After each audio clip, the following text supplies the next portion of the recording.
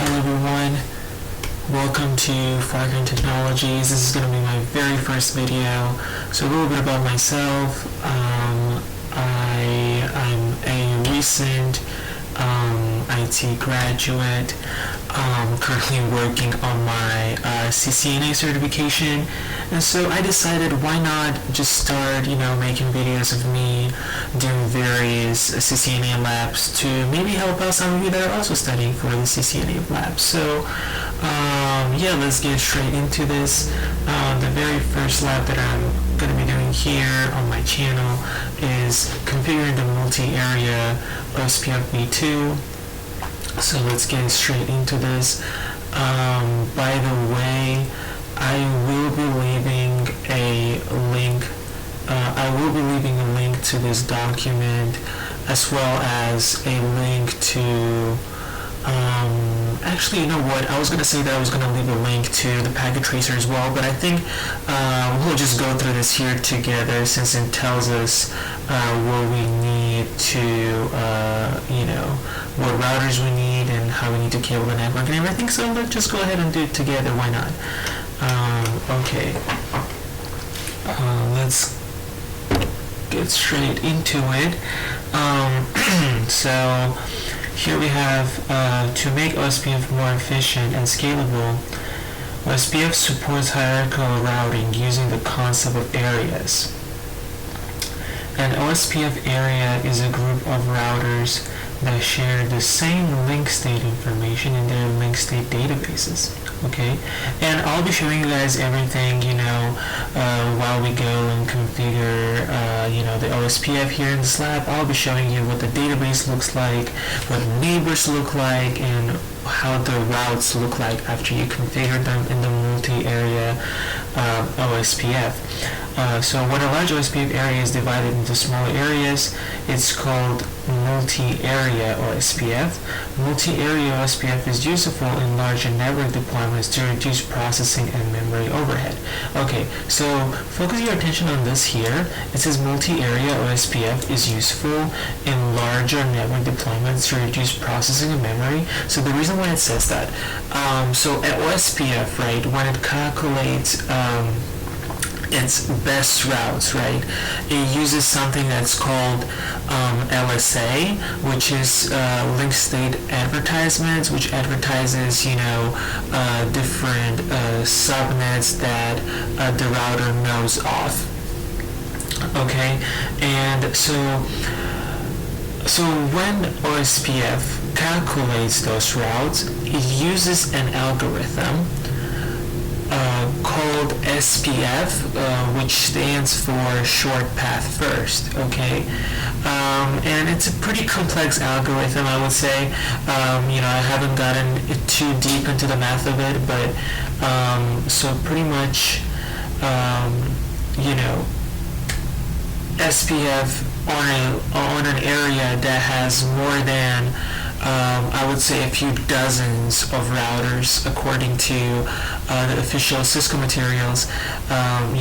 If SPF runs on in an area that has more than a few dozens of routers, it will take a much longer time to kind of run and calculate the routes. And imagine it happening every time a new subnet is connected, or every time a link goes down and up, it will have to rerun every single time.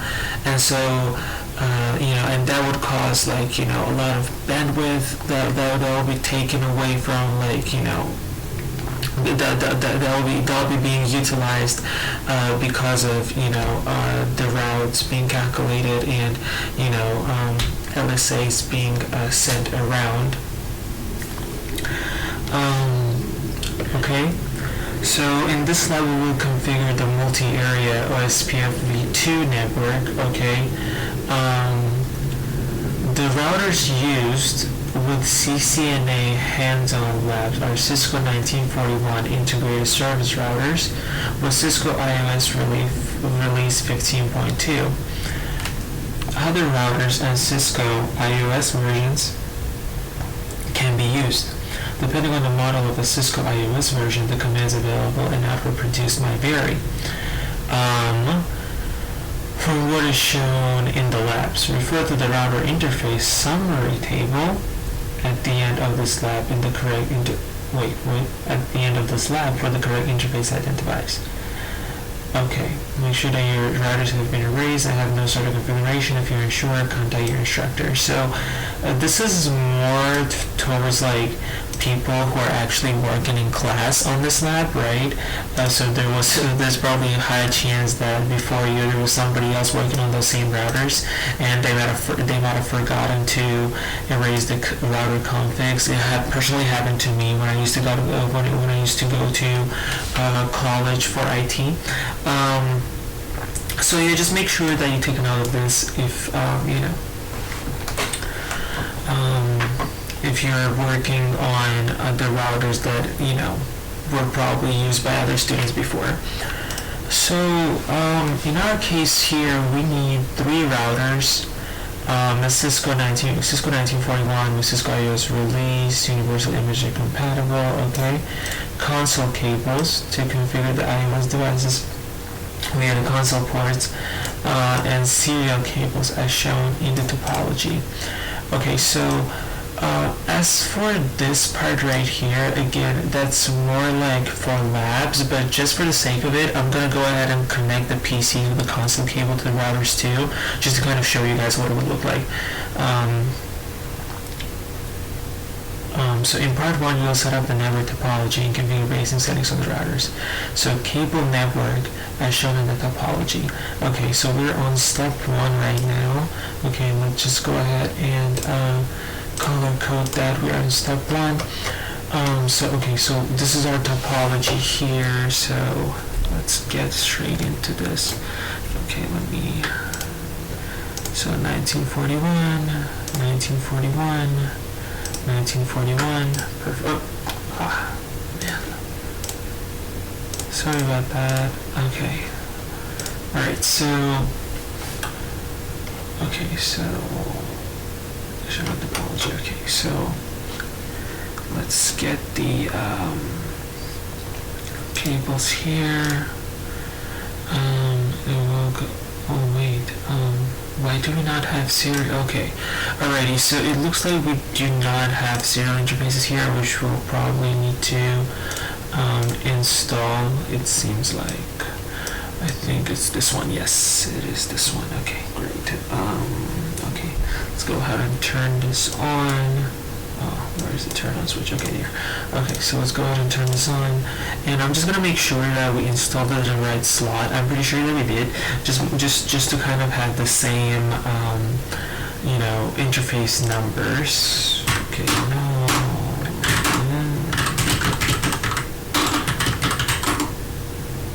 Okay, yeah, it looks like we did not install it in the right slot here, so I'm just gonna go ahead and do this. Okay, so this should be fine now. Let's see.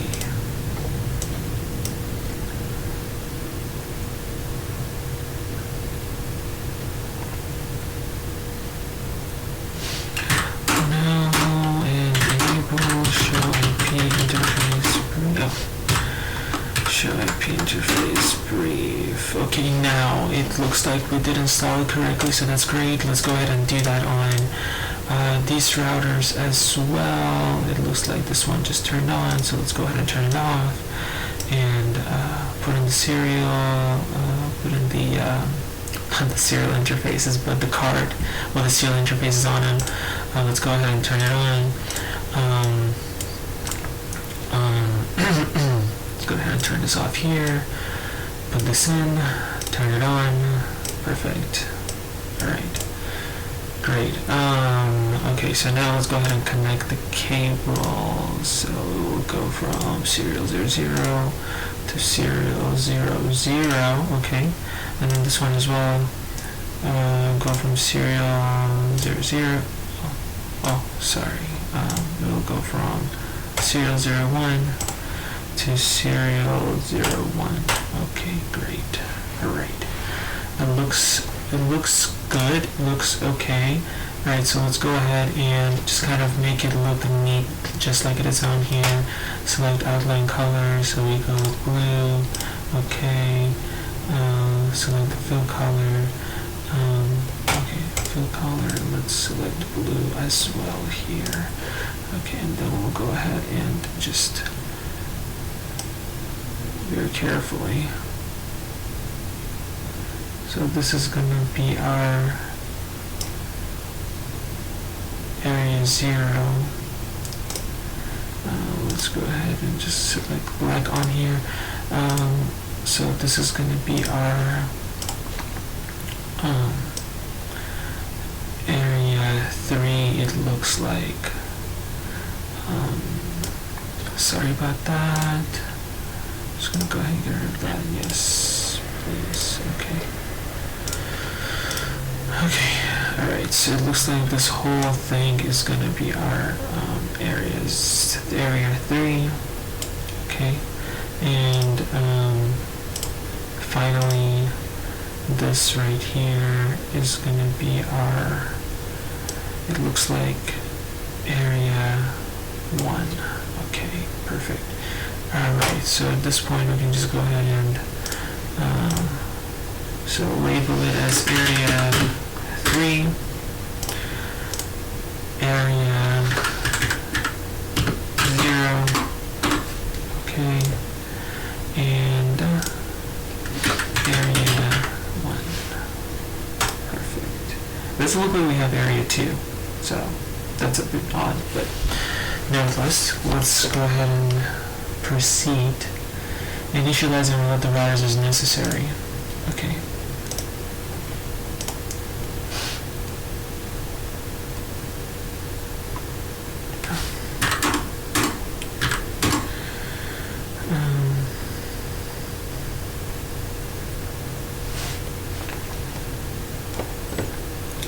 Okay. Let's see. Okay. Well, by the way, guys, if something like this happens here,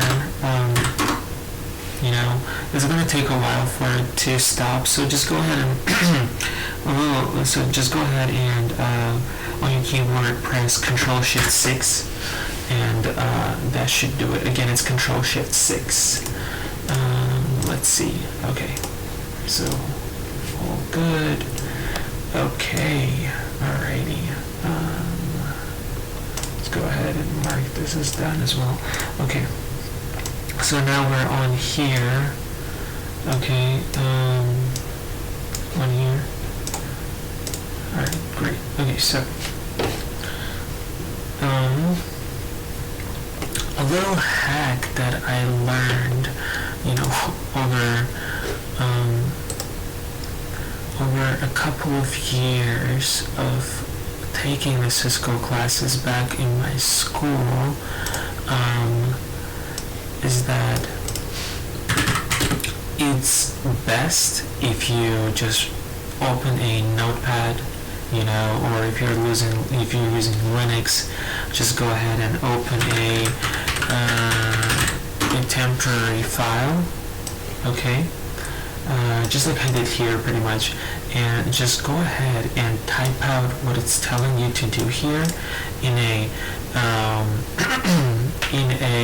separate nano file or a notepad file, so you don't have to keep like manually writing or like, you know, typing down the commands in every single router. You can just copy and paste it pretty much, so that makes it easier. Okay, alright, so just to write a little script. Okay, so we're going to enable, we're going to configure the terminal. Okay, so it says no, okay, so disable the DNS lookup. So DNS lookup, pretty much whatever I was showing you guys when, you know, you type in the wrong command and it just says translating the domain. So you could disable it right now. We're gonna have to disable it right now, just going off of the lab. But you know, if you do forget, you can just again go ahead and type in, go ahead and press Control-Shift-6, and it will terminate the translation. So let's go ahead, type IP, no IP domain lookup. Okay, no IP domain lookup. Okay. Alright. Okay, so configure the device names as shown in the topology. Okay, let's see. We're gonna go ahead and actually mark this as done because we just did it. Okay, so it looks like, let's go ahead and mark these right here.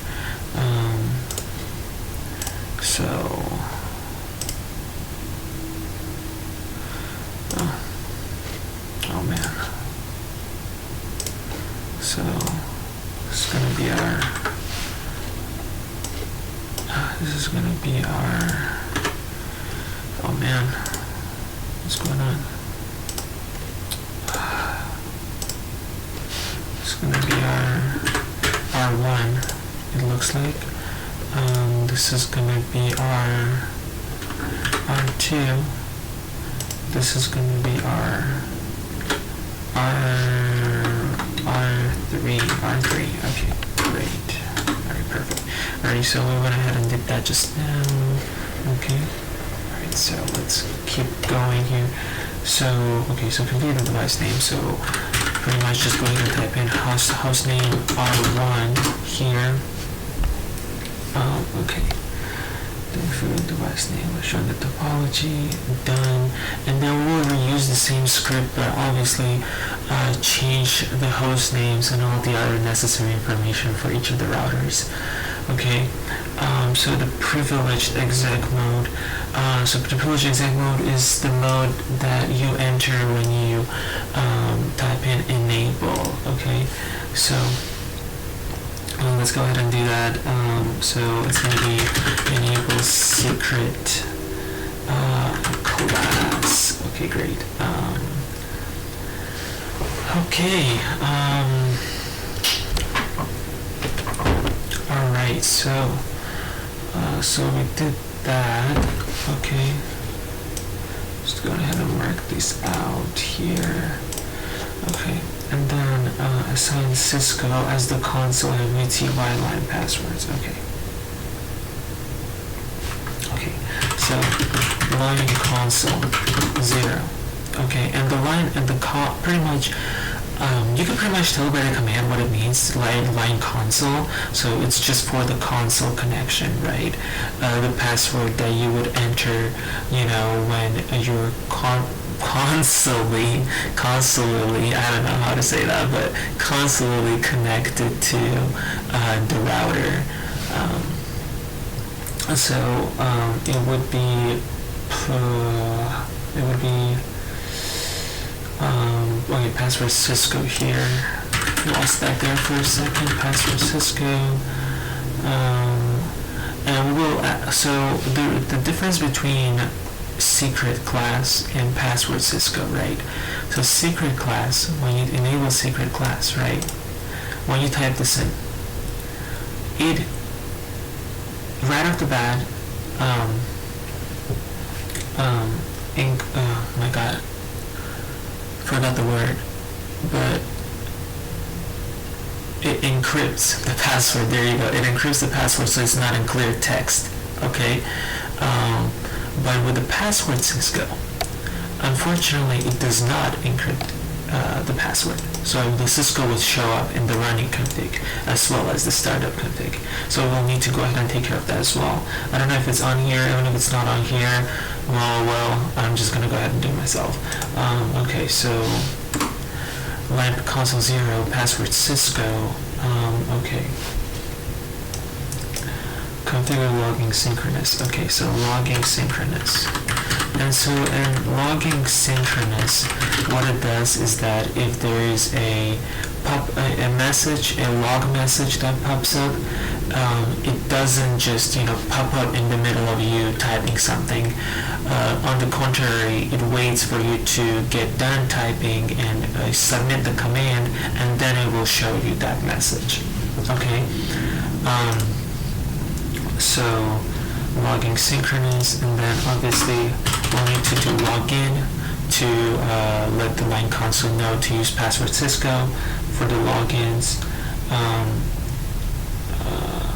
Okay, yeah, let's go ahead and exit, and then we're going to go ahead and enter line ty 0 to 15, which are the virtual lines that are used for SSH and Telnet. Okay, so the password here is Cisco 2, Cisco, and then again we're going to use the login and exit. Okay, and then this will be done.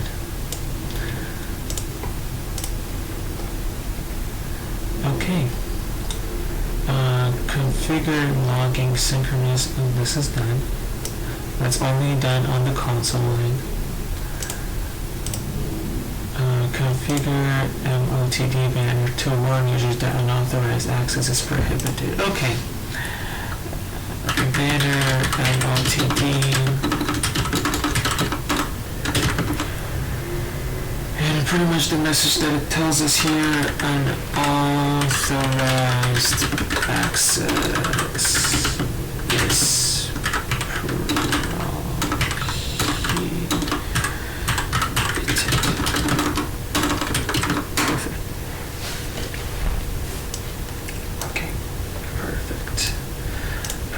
Perfect. Okay. Alright. So configuring the IP address listed in the addressing table for interfaces should be configured with a clock rate of 128. Your bandwidth should be set to on all serial interfaces. Okay, interesting. Okay. Let's see. So we need to configure the IP addresses here. Okay.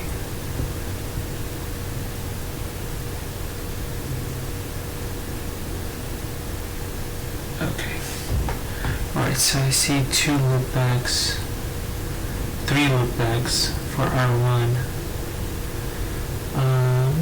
Okay, so I see 3 loopbacks for R1 and serial DCE. Okay, great. Alright.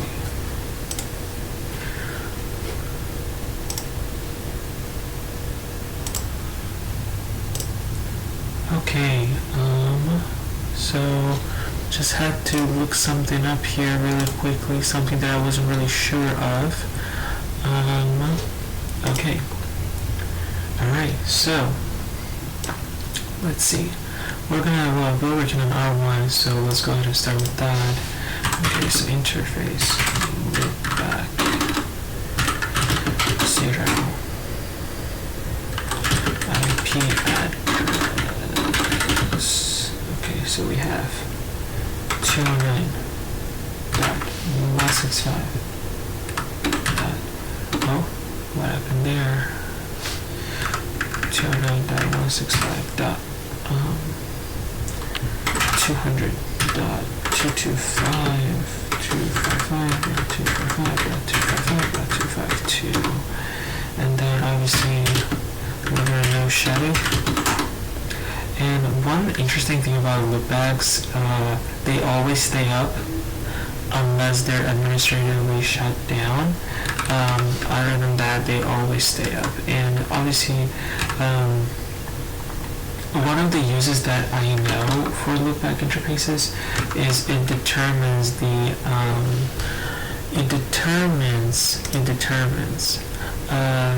OSPF ID, OSPF router ID. Yeah, so that's one of the uses that I know. It determines the OSPF router ID, and we will see that later in this lab, unless we're asked to manually configure, which we are asked. Okay, yeah. I'm still gonna go ahead and show you guys just to demonstrate. But yeah, it's one of its uses. It determines the OSPF router ID. Okay. All right. So we're on here. Base loopback 1 IP address 192.168.1.1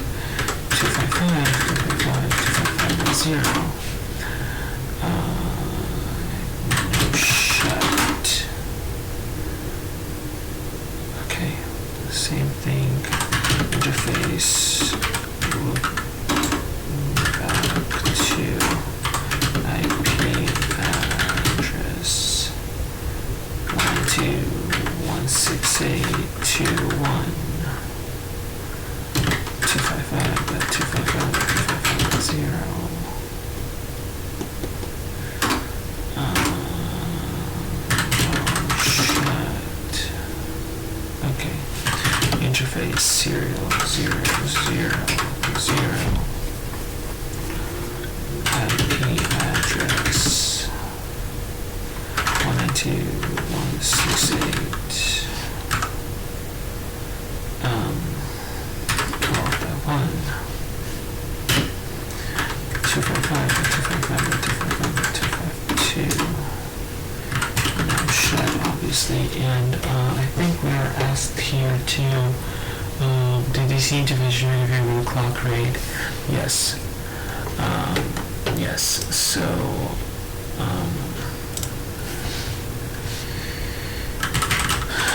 clock rate 128.0.0.0, and bandwidth is going to be 128. So it's configured. So pretty much, as far as I know, when you configure the bandwidth, you have to compare it in kilobits, right? It says this is already in kilobits. We're just going to go ahead and leave it at 128. Okay. Alright. I hope I'm doing this right, because I have actually rarely worked with the clock rates and bandwidth with serial interfaces, but we'll see. I'm sure I'm doing this right, but you know, you can never be too sure nowadays. Okay, so in the last step, obviously copy the running configuration to the standard configuration, which is pretty easy. Okay, I'm just gonna go ahead and do copy run start. Okay, all right. Okay, great. Now let's go ahead and copy this. Actually, hold on. Let's go ahead and copy this. Okay, but we need to make sure no IP domain lookup, hostname, and looks applies. Oh yes, see, this is, I'm forgetting one thing here, and that is, well, I need to firstly exit here, and then password service. Oh wait, no. Service password and encryption. Remember how I told you guys in the beginning that password Cisco will show as a clear text password in the running config. So this is what pretty much I'm doing, but I think I should. So yeah, I think I should just put it before.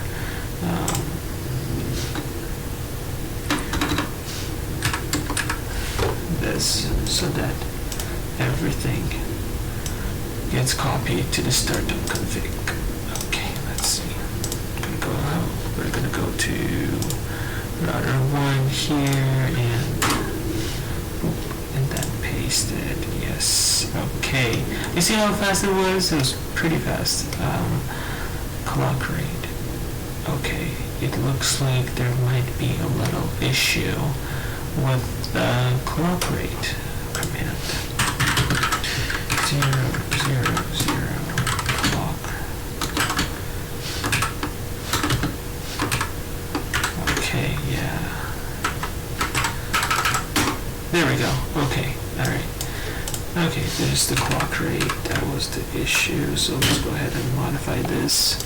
And just do copy run start. Okay, great. Obviously. Okay. So now let's go ahead and check our running config here. It's always good to check. Make sure to exclude the exclamation marks, otherwise it's just going to be too long and boring to read. Okay, let's see. So we configured the hostname correctly. Secret. Okay. No IP domain lookup. Great. Loopback. Okay, great. Loopback 1, great. Loopback 2, okay. Serial 00. Okay, that's actually shut down. See, this is why it's good to check these type of things, you know, just to make sure that it's all good. Even though I had a no shot command here. Okay, that's interesting. Okay, let's see. So interface S000 no shot. Okay, doesn't really like it for some reason. Okay, let's show IP interface brief. Do show IP interface brief.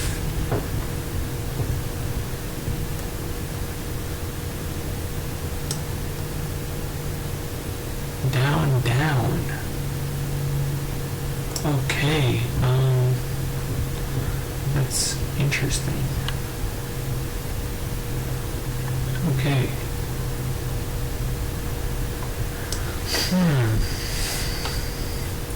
I wonder if that is because of our call commands. Interface 000. No clock rate. I'm just trying to test it here, guys, see if that is why it is what it is, but it just seems very odd to me. Oh, wait! I know why. It's not because of this. Because the interface is not up on the other router. Oops. It's because the interface is not up here. That's why it's showing red. If we do this, just to test it out. No shut. There we go. Yeah. Okay. Great. Alright, I'm just gonna go ahead and shut it back. Okay. Okay, great. Alright, so this is router 1 now. Okay, perfect.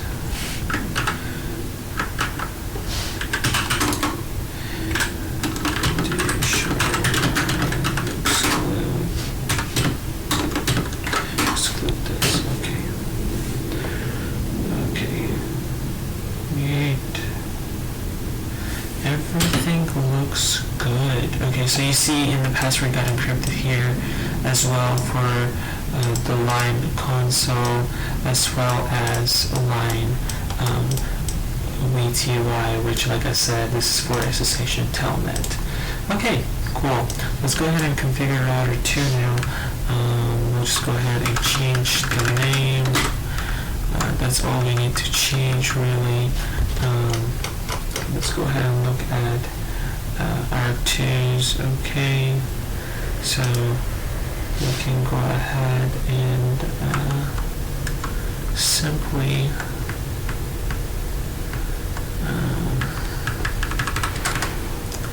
let's see what's the best way to do it here now. Okay. Interface. Loopback 6. IP address 192.168.6.1.255.255.255.0. No shut. Okay. Interface S0 does S0 let's see, so IP address 92.168.12.255.255.252. Great. No shut. Okay.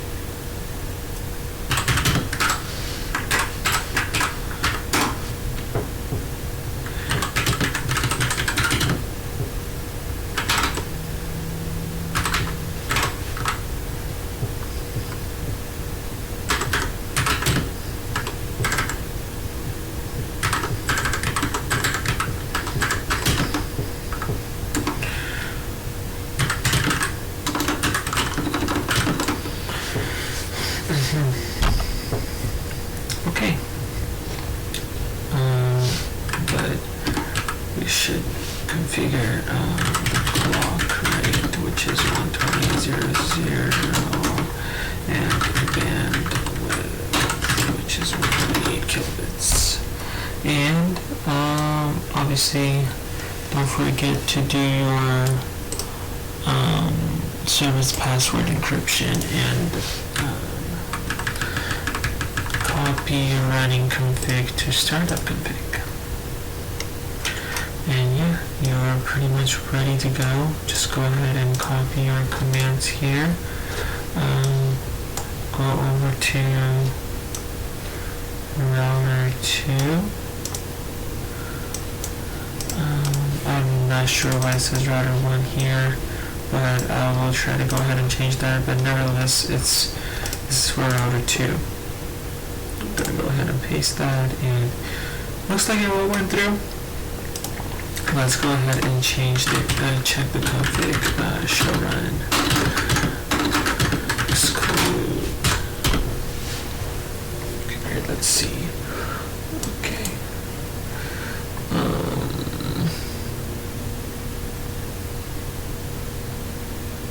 Okay, it looks like hostname is good, enable secret is good, no IP domain lookup good. Oh wait, what? Where's the rest of the config? Show run, exclude. There we go. Okay. So yeah, line BTYs are good. Line console is good. Banner MLTD is good. Serial 00 is good. Serial 000 is good. Loopback 6 is good. Enable secret good. Hostname. Okay, great. Alright. Okay, it's time for router 3 now. Here. Okay, let's see. So for router 3, we're gonna go ahead and leave everything the same. This is gonna be loopback 4. And this is gonna be 4. Okay, great. Interface. Loopback. 5. IP address 192.168.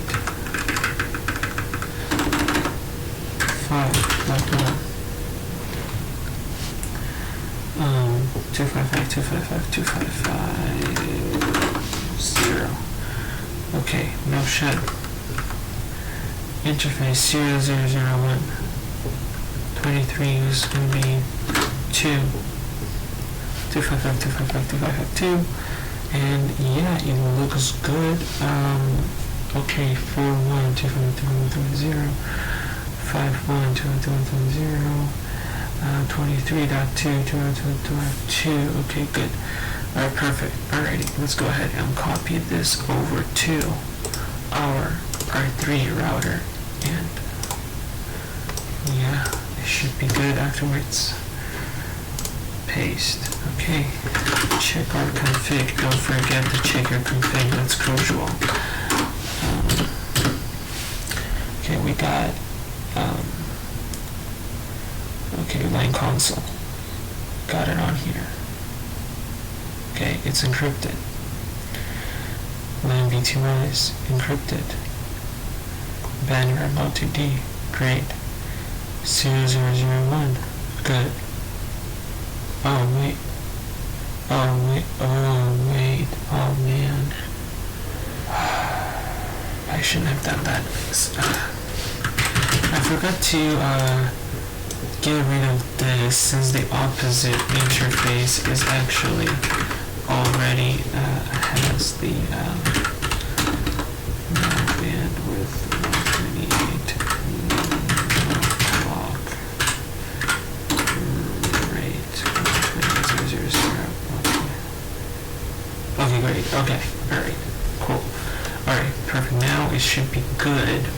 Okay, let's go ahead and check that again over here.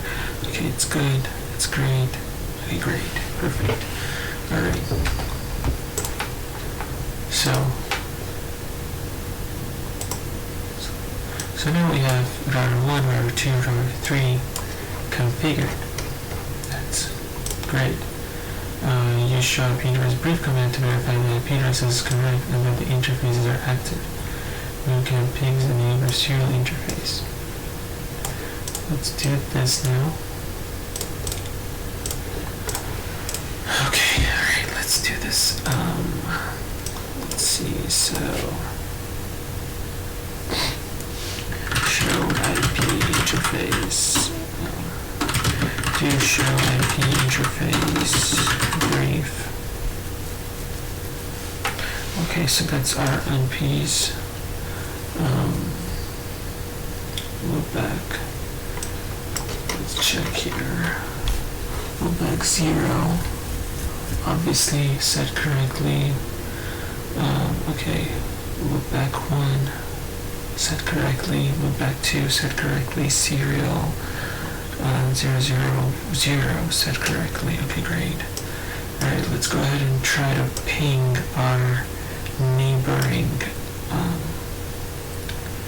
serial 00 interface, and let's see how it does. So do ping 192.168.12.2. Okay, great. That's success. That goes through. Let's see how it does from router 2. Let's see, show IP interfaces brief here. Let's check. So 000, okay, great. 0001, great. And loopback 6, that's great as well. Let's go ahead and ping our neighboring interfaces, which is going to be 192.168.12.1. Goes through. Let's go ahead and ping 23 1. It goes through. Great. Okay.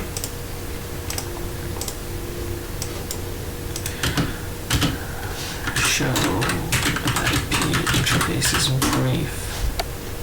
Check that. S0001, that is 192.168.23.2. Okay, that's set correctly. It's up. Look back for 192.168.4.1. Okay, it's up. It's set correctly. 192.168.5.1. It's set correctly and up. Let's go ahead and ping our neighboring interface, which is going to be 192.168.23.2. Okay, it goes through just fine. Oh, actually, hold up. It's gonna be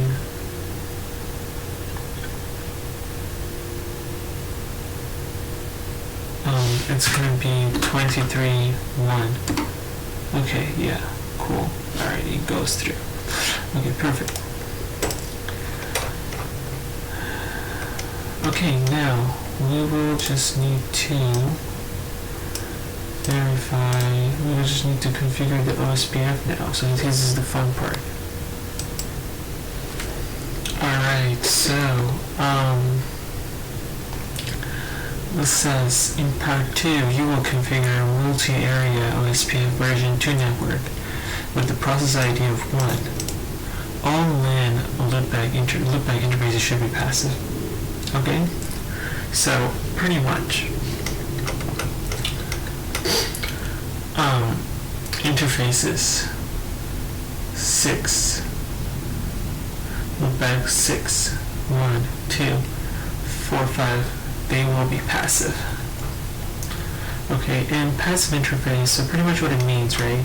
So since we enable OSPF on multiple interfaces, so pretty much like on all the interfaces that are connected to subnets, right? So that we can advertise their networks. However, in the case here, right, we're still gonna enable OSPF on these interfaces, but what is gonna happen is that we will need to make them passive, because otherwise the hello messages, the OSPF hello messages, will be getting sent here, right, to try to find neighbors. but there is no neighbors. So that would just be a waste of bandwidth. So that is exactly why we would want to disable, or we would want to make the interface passive here. Now it doesn't mean that it's going to disable the OSPF. OSPF is still going to be running. It's just going to tell the passive interface, pretty much tells the router, hey, you will not find a neighbor here, so don't waste your time, don't send the hello messages here. Alright, let's start. Identifying the backbone areas. So this is the backbone area right here. Obviously, this is going to be area 0.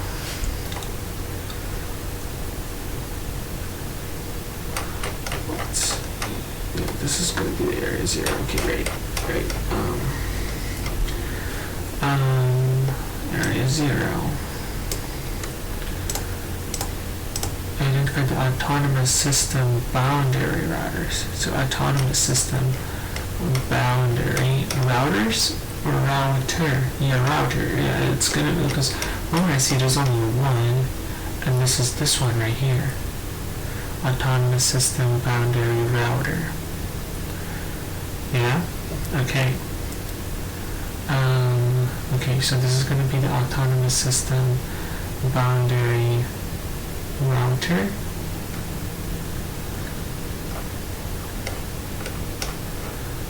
ASBR, and that is going to be router 1. Identify the area border router. Okay. Alright, so if we go over here and enter an area border router is a router that's in between one area and area 0, pretty much, or it could be any other area, right? So, for example, in our case, a router 1 happens to be an ASBR, which is the autonomous system border router, and an ABR, an area border router. Okay, so, and R2 is the same here, it's an ABR. So it's going to be R1 and R2. Identify the internal routers. So the internal routers, it's only R3. It's an area 3. Okay. Great. Let's put that in red. Configure OSPF on router 1. Okay, here's the exciting part. Okay, and as you remember, it's Cisco and enable passwordless class. Okay. Configure a router of ID with okay. Alright, so this is what I wanted to show you guys. Router OSPF 1. Okay. We enabled, by running this command, we have enabled OSPF on this router. So now, do show IP OSPF database. Oh, okay, that might be a little problem here, because what I wanted to show you guys is how the OSPF process chooses the router ID, right, based off of the loopback interface. So in this case, in the case of R1, it would choose this IP address as its ID router, OSPF router ID, since it's the highest IP address. Okay, so let's just see here. Show IP OSPF. Oh, misspelled OSPF there. Okay, yeah, okay, cool. So yeah, as you can see here, this is the router ID. Like I said, it goes off of the loopback, okay?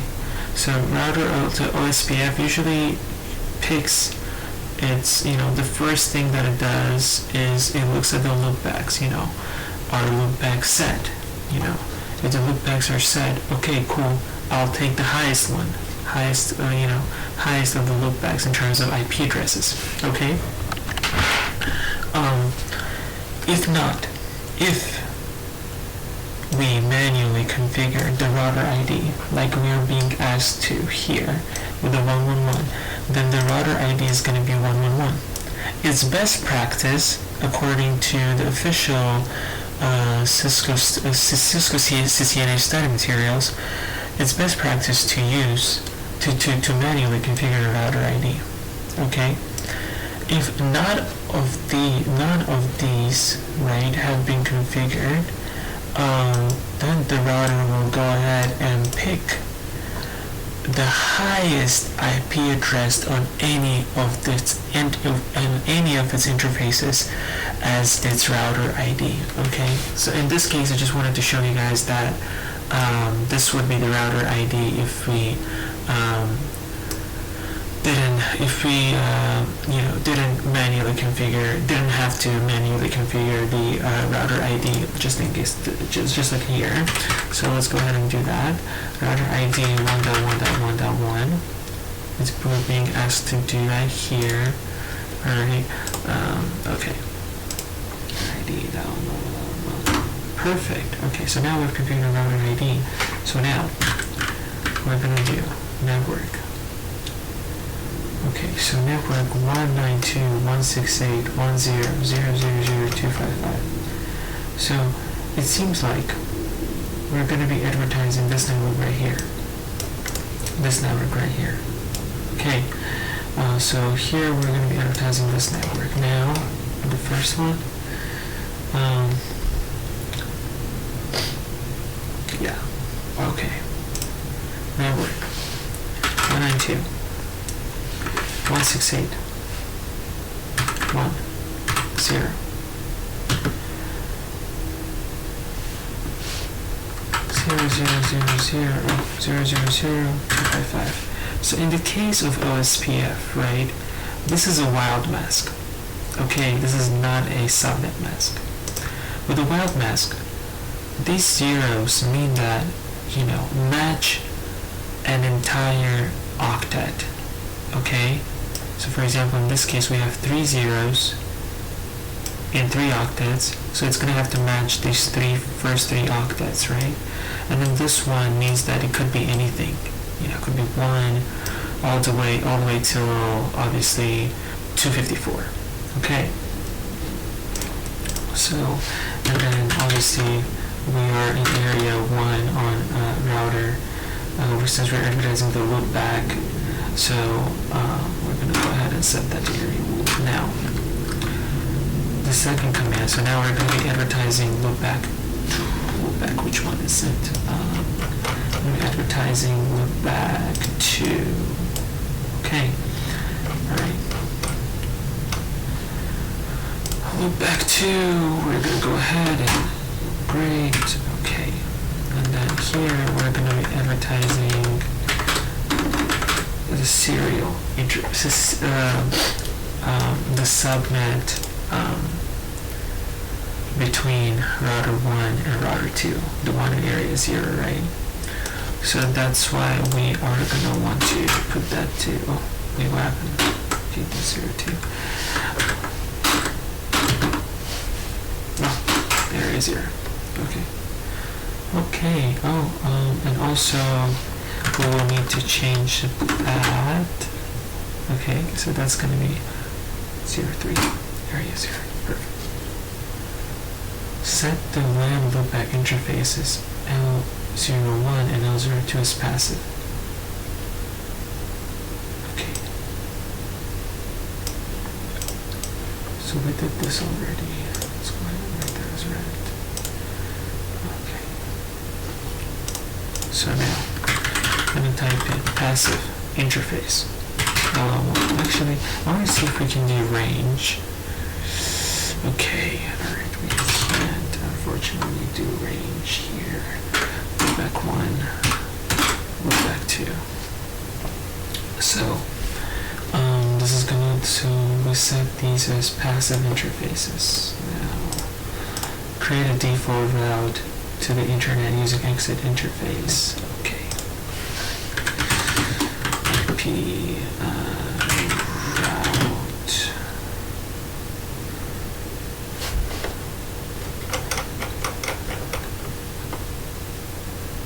Okay.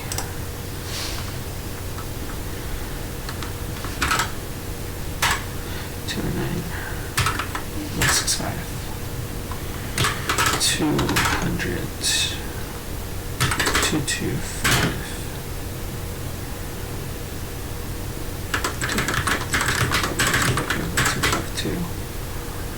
And it's going to go through look back 0. What happened? Inconsistent address and mask. IP route 209.165, 200, 225, 255, 255, 255, 252.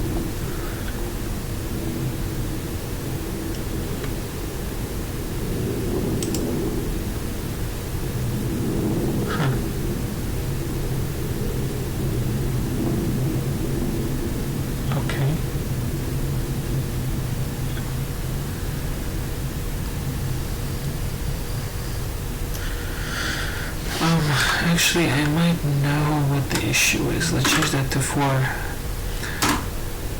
Yeah, okay, yeah, so that looks like it was the issue. I was using not the network address, but I was using the IP address of the loopback, and unfortunately, it doesn't convert it to the net. It doesn't get the network address of it.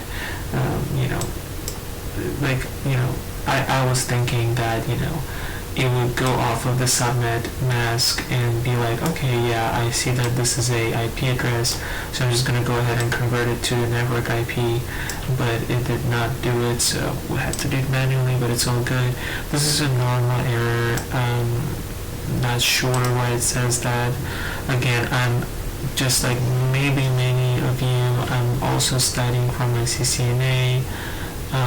So yeah.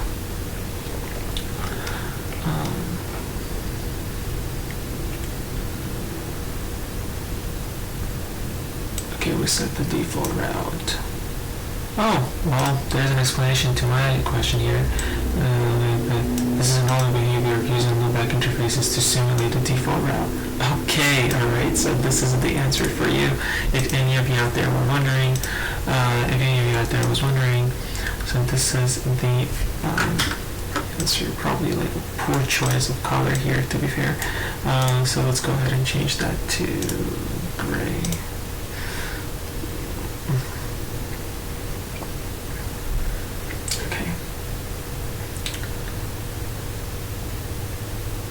Okay, and then now we'll just need to propagate, which means we'll need to advertise the default route to all the other OSPF, right? And this is pretty easy. It's just default information. Okay, yeah, we'll need to enter the router OSPF first.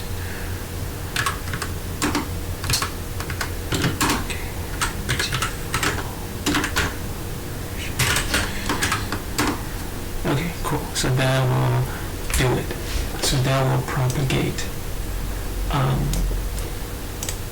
the IP address, the default route to, that will propagate the default route to other OSPF areas. Okay, now let's go ahead and check our config, right? It's not going to show anything in the neighbor because we haven't configured router 2 as an OSPF router, but show IP OSPF. Let's see. So we have routing protocol OSPF, but router ID 1, number of interface in the area is 2. Okay.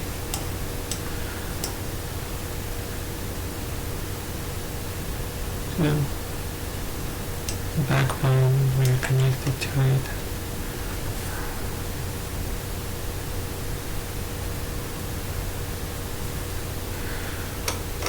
Okay, let's let's see, show IP OSPF database. Okay, alright, so this is our router, right? What the subnets that are connected, or the routers, or yeah, pretty much this is our router, right?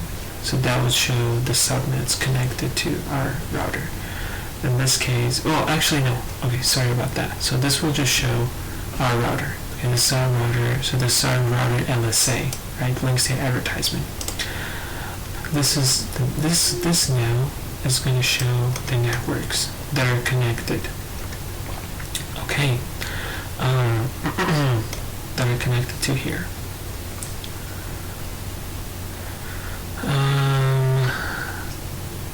So it shows 192.168.1.1, which I am not entirely sure what does that,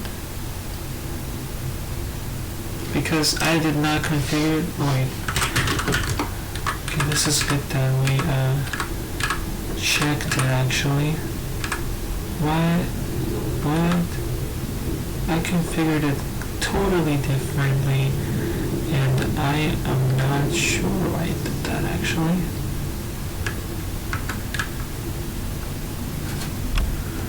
Why did it change it to, this is not supposed to be in area 1, it's supposed to be area 0, supposed to be here, and, oh, never mind, sorry about that, yeah, wait, no.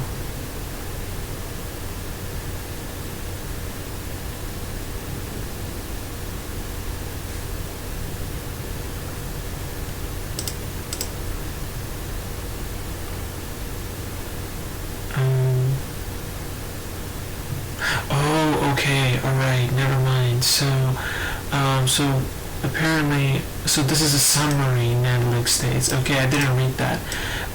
So this is a summary netlink states. It's a LSA3, and this is just a summary of area 1 to the interface connected to area 0, and this is the same thing. This is a summary of area 0 to the interface connected to area 1. Okay, alright, cool. Totally correct. No worries there. Okay. So let's just check one more thing. Show the OSPF interface just to be completely sure that we configured everything correctly. Yeah. So as you can see here, serial 000 is in area 0. It's point to point. So since it's a point-to-point, there isn't going to be any DR or BDR election going on here, because it's pretty much just a one-way street or a two-way street in this case. You know, it's you know.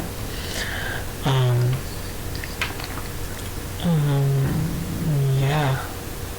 So it's a point-to-point. Let's see.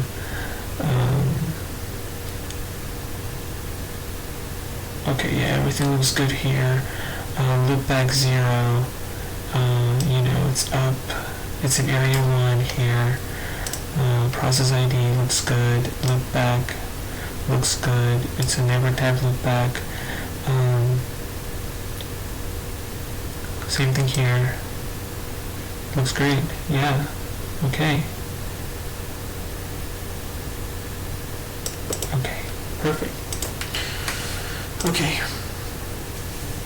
Alright, let's move on to router 2 now.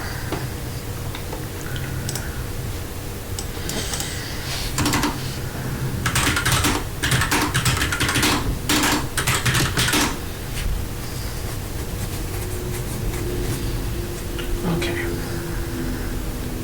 Configure a router ID of 222 with an OSPF process ID of 1. Okay.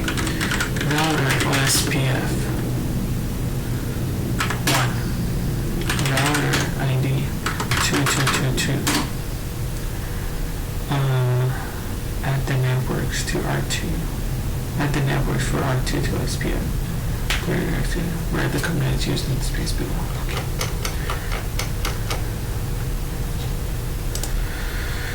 Alright, okay, so let's see, we're gonna advertise the networks here. Network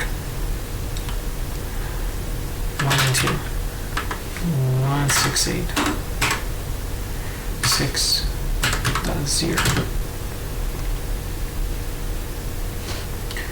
0.0.0.255, area 3, because loopback 6 is in area 3.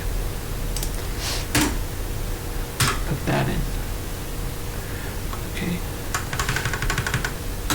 12.0.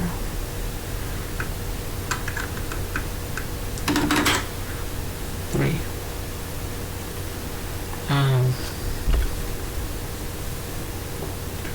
12.03, and this is going to be in, that's area 0.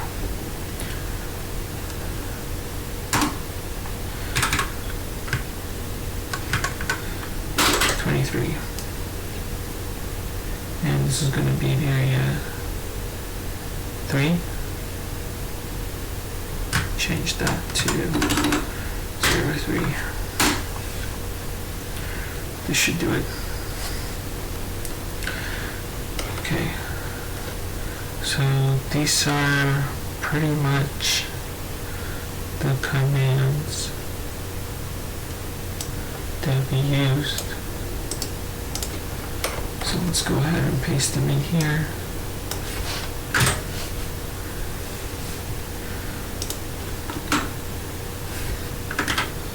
Yeah.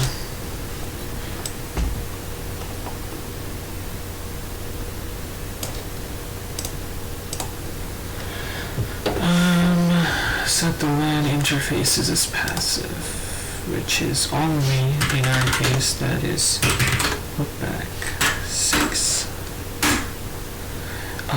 What you could also do, you could do passive interface default, which is going to put all of the interfaces as passive, and then you could get rid of the passive interface on specific interfaces. If that floats your boat, you could do that.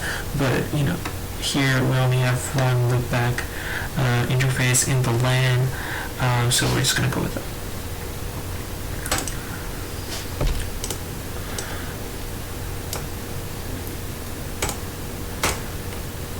Okay.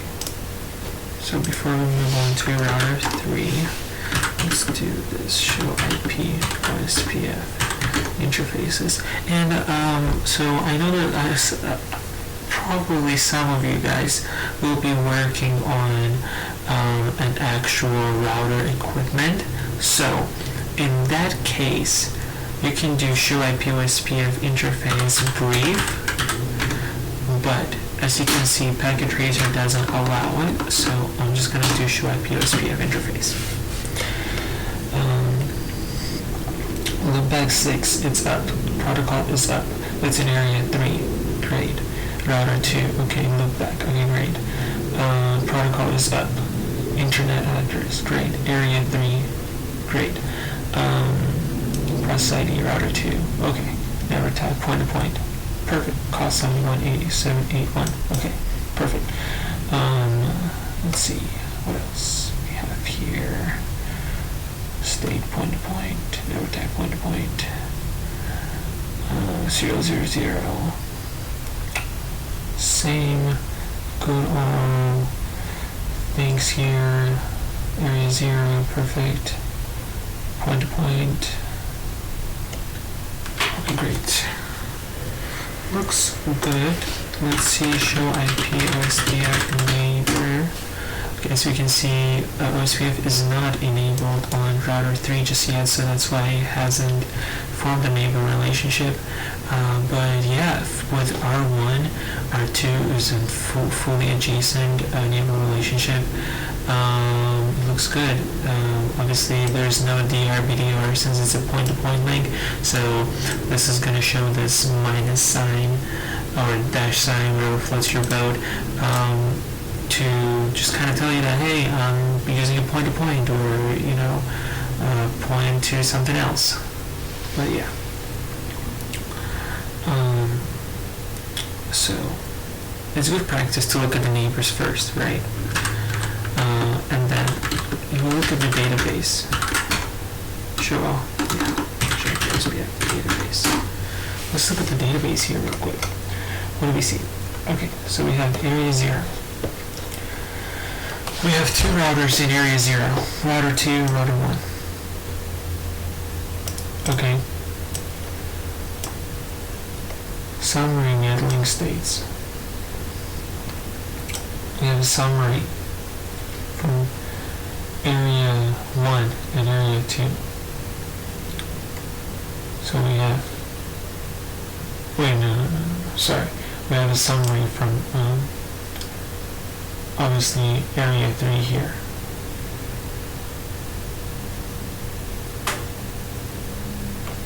Okay, so this is going to be the summary from area 3. Sorry, the OSPF database had been throwing me off for a while, but here, so this is the advertisements from area 3, with the loopback 6 from router 2, because it's configured in area 3, right? So because router 2 on the router 2 loopback 6 interface is in area 3, okay. Also, we have an advertisement of area 1, okay, from router 1. It says the loopback 1 and loopback 2 are in area 1. So therefore, an area 1 on R1. So therefore, we're getting the advertisements, summary LSA 3s from this area, right? So we have this one and this one. 23.0, obviously this one right here, also coming from routers 2 interface that's connected to area 3, okay? This is now we're in area 3, so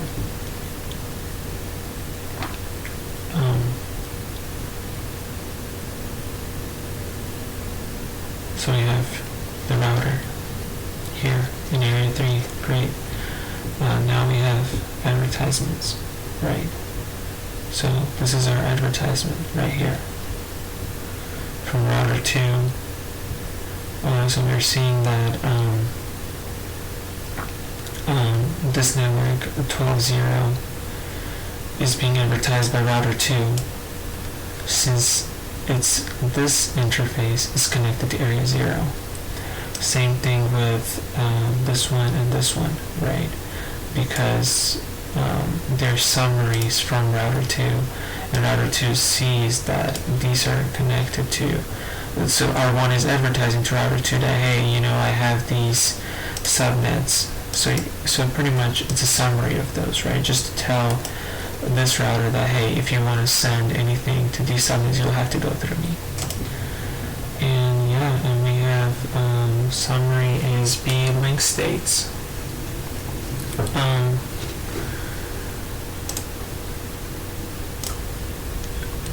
And yeah, we have this right here, and this is a LSA tab 4, and it's just advertising the ASBR, which is in our case R1, and it's just saying that it's router 2 is advertising it, just to kind of let everyone know, let router 3 know, and let all the LAN interfaces know that, hey, it's you will have to go through me to get there. So all right, cool. So let's see the IP routes now. Okay. So with the IP routes, right, we see 192 on router 2, by the way, we see 192.168.1.1.32 as OSPF inter area, since this is in a different area. We see this one too, perfect. The 60 is directly connected, obviously. 12.0 is directly connected, and 23 is directly connected, therefore not being advertised as OSPF. Okay, let's move on to router 3 now. So again, Cisco enable class convicting. Router OSPF1. Router ID 3.3.3. Add the network for R3 to OSPF. Okay, let's do this. Okay, so what we're gonna do is we're gonna do the network, obviously, 192.168.4.1 255.4.0. Got a little bit carried away there. 0.0.0.255, and then loopback 4 is okay. So this is actually good because all of the interfaces are gonna be in area 3. It looks like. To make it short, we can do this. 192.168.0.0. 0.0.255 area 3. Alright, so guys, this is crucial, okay? To save yourself some time, you can do this. You can run this command. It will match the first 2 octets, as you can see here. The first 2 octets match everywhere. They're all in area 3. So just go ahead and run this command, and it will enable OSPF on all the interfaces that have IP addresses starting with these first 2 octets, okay? In area that are and place them in area 3. Done. Just that easy. Yes, sir. Okay.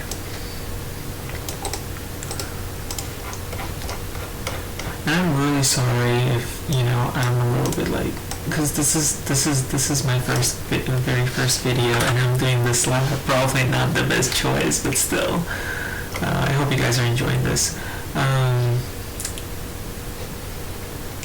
Set lowland looping into passive. Okay. Obviously, we are gonna have to set the passive interfaces, and those are gonna be loopback 4 and loopback 5. Loopback 4. Loopback 4. Loopback 5.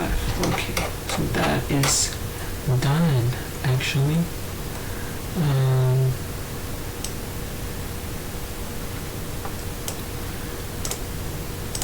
Okay, now we'll just need to verify OSPF settings correct, and just need to even establish between routers.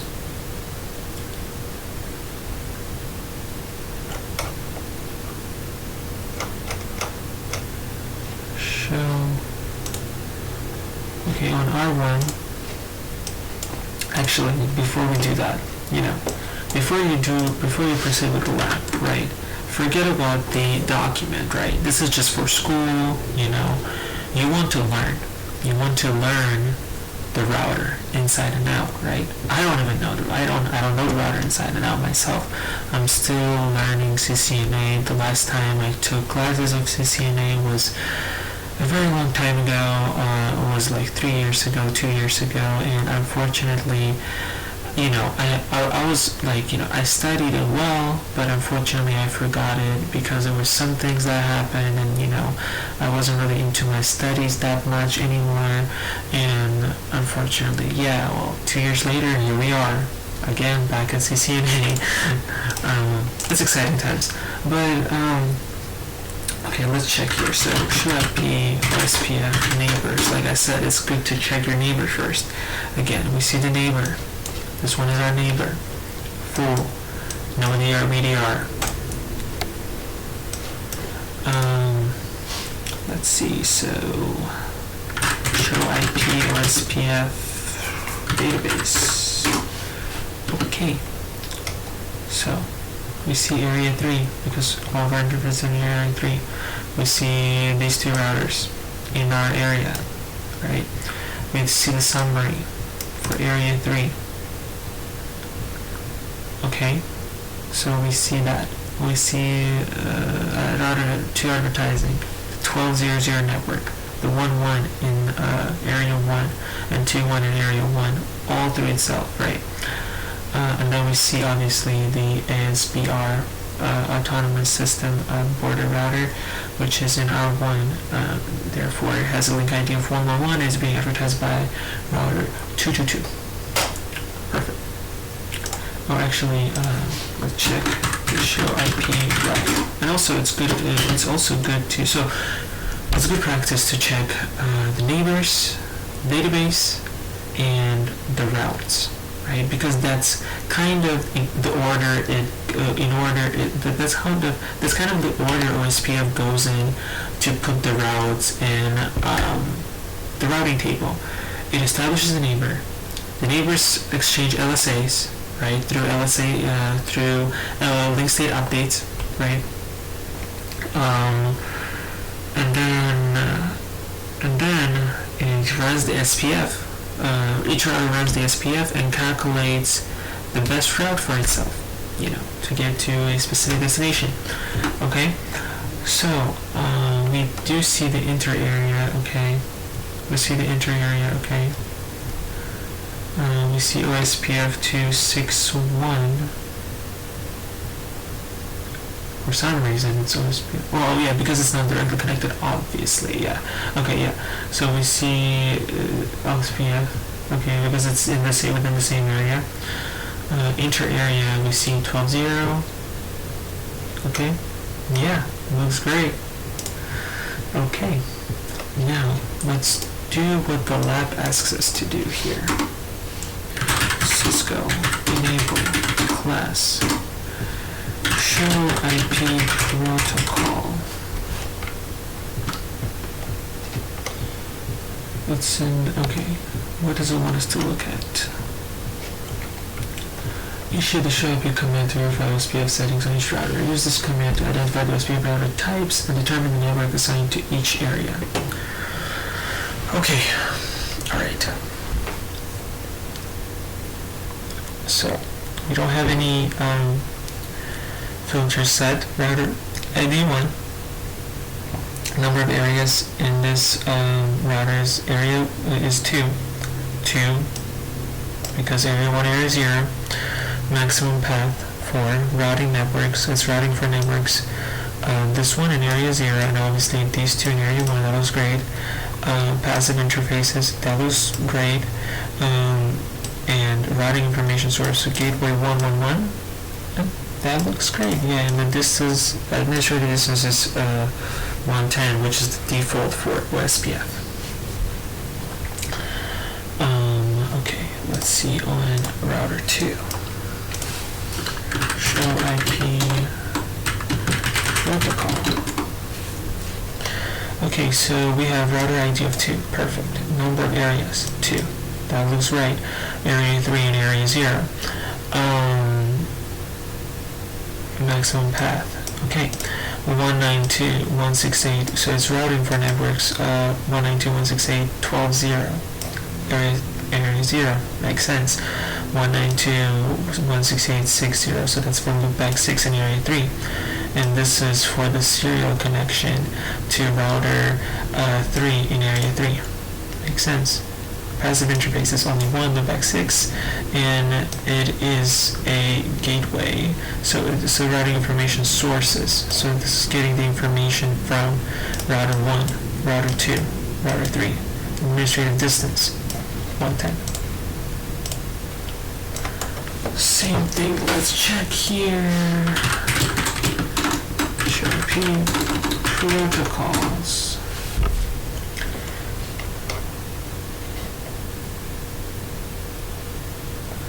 Okay, so router ID 333.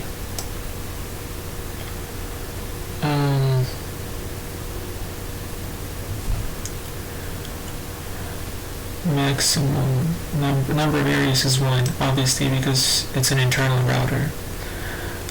Routing for networks, it's only routing for this network, right? Passive interfaces, okay. And it's getting, routing information sources. It's getting routing information from 22 and 33, and default administrative distance is 110.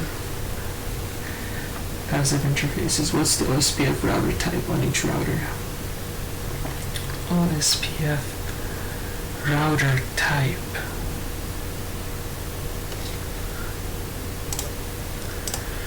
Okay, it's kind of asking us the same question again, to be fair, but let's see. So R1 is obviously a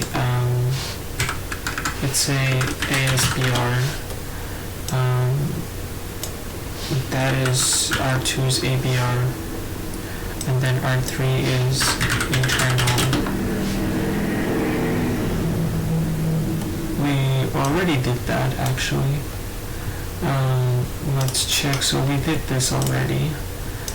So let's just cross that out.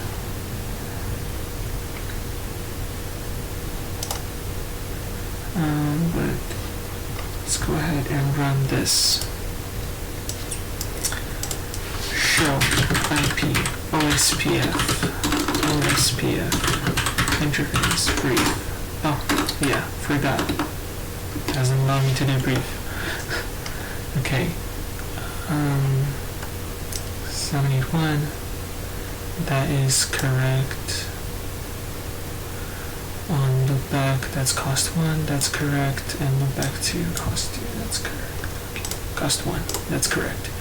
Router 1, let's check, router 2, let's check the same thing. PRP OSPF interface 000, cost 781. Oh wait, they don't want me to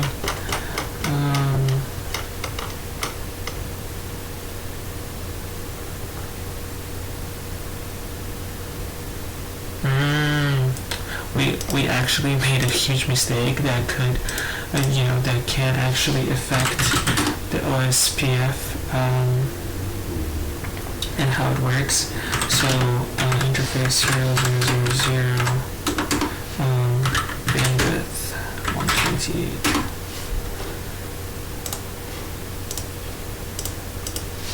Interface 0000.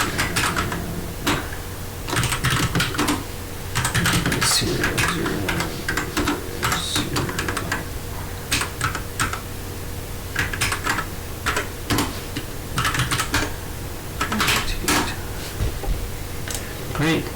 Now let's check. Okay, we checked already here, but what about here? Show up your OSPF interface. Okay. Let's see. Okay, now it looks better.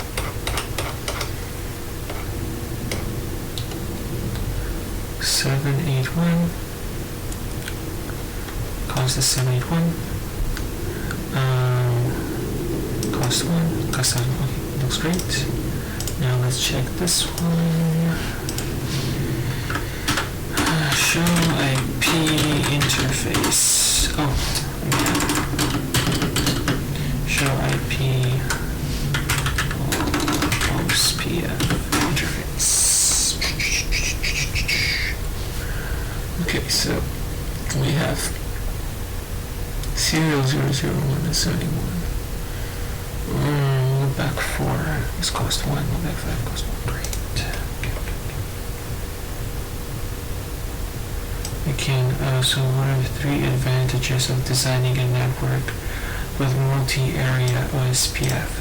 So the first advantage, just like I talked about in the beginning of the video, it is SPF, SPF runtime, right? It decreases it.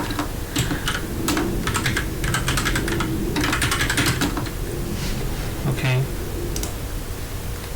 Also, it is smaller routing tables, right? And smaller LSDBs, which is link state databases, right? So they all are smaller. So these are the 3, advantages of it. Okay. And now let's just go ahead for the final review, and ping from router 1, let's say to, let's go ahead and ping from router 1 to router 2's 1 and 2, 168.61. Got it. Then we're gonna do 12.2. Okay. 23. Okay, works. 23 and 2 works. 12 and 1. Well, 12 and 1 is on our thing, so no. Sorry, 5 and 1. 4 and 1. Okay.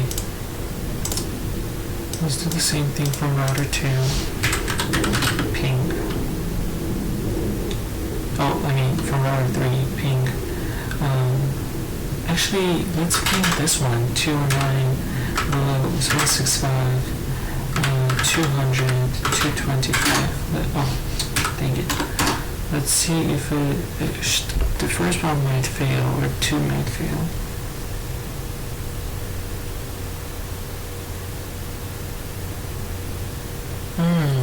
So this is interesting, actually. Not sure why it's. Yeah, I actually did not notice it. Okay. 213. OSPF1. Actually, first of all, let's see. Here show IP route.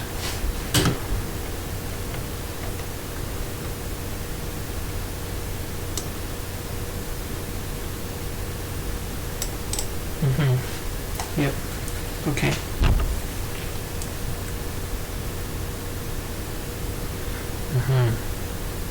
Alright, yep. Okay, so that's fine. Router OSPF1 default information originate. Just run it one more time. See what happens.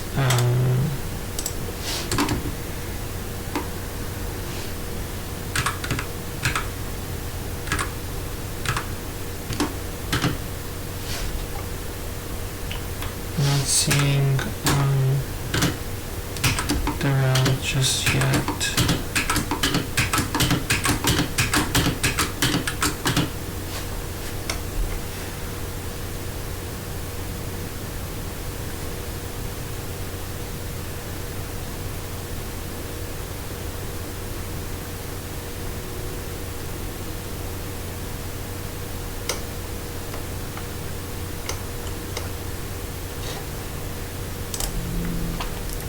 So, guys, I did something very wrong here, and I'm so sorry. I do not know why I did that, but the default route, that's not how you set it, okay?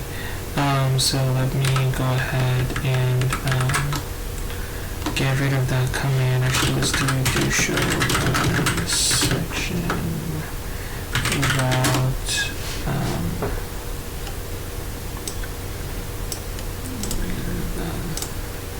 I just realized that this is not the default route. Like, I don't know why I didn't capitalize on that, but the default route is supposed to be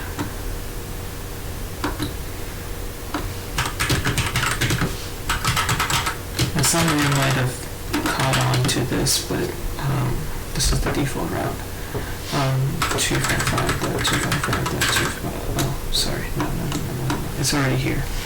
IP route 0000000. Okay, perfect. And then this is gonna go from loopback interface 0. Now, if we go, actually, let's do just so this is going to propagate the route, the default route. And now let's show IP route. Yes, okay, perfect. So we have the OSPF external route, the default route, Okay, so via this interface right here. Okay, and then let's check here as well. Class show IP route. We do have, okay, perfect. And default route. Alright. I'm so sorry about that, guys. I don't know why I did not capitalize on that, but yeah. So this is the default route, and now if we actually if we ping this right here, this IP address, paste, change that to ping, that goes through. Now if we ping 192.168.1, that goes through. If you ping, that goes through. That goes through. Okay, perfect. At this point, guys, our lab is working and everything is good. So thank you so much for watching. Again, I'm sorry if this video is a bit lengthy. It's my first time, I try to explain to you guys as we go what I do, and why the things are done the way they're done. If you don't mind, please go ahead and subscribe to my channel. I really appreciate it.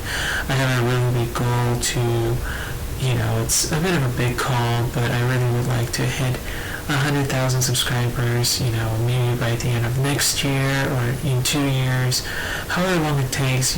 You guys, please go ahead and subscribe. I really appreciate that. Also, like this video if it helped you. Obviously, if it didn't help you, hit that dislike button. And yeah, peace be upon you all, and have a good day.